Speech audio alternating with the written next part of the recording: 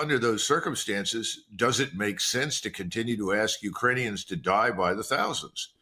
And a friend of mine who is in a position to watch all of this from space-based surveillance tells me that the battlefields are littered with Ukrainian dead. They can't even pick them up anymore, or Jeez. they're not bothering to do so.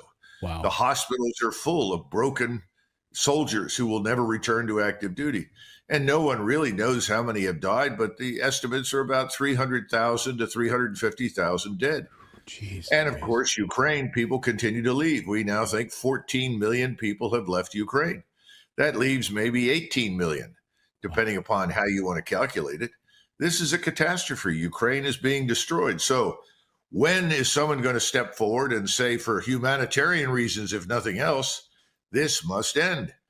And that's why I said, if you don't do this, the Russians are finally going to say, well, that's it. The only way we're going to convince these people that it's over is if we march down the main streets of Kiev. We go all the way to the river and cross the river. And of course, anyone with any sense at all in NATO would say that's the last thing we want.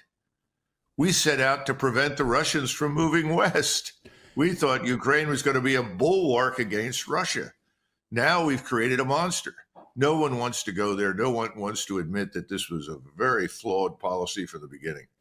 You write in your piece, make peace, you fools.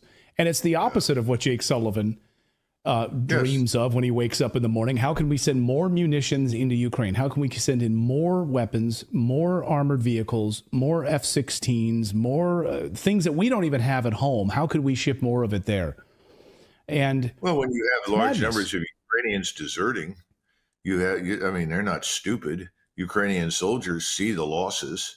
They can't make any headway against these defenses. They're not trained for it or equipped for it. So many of them are just giving up. Some are trying to get home, and they're trying to avoid being shot by the secret police behind the lines.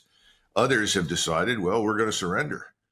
And the Russians have always treated Ukrainian soldiers very well, in contrast to the way Ukrainians have treated Russian soldiers.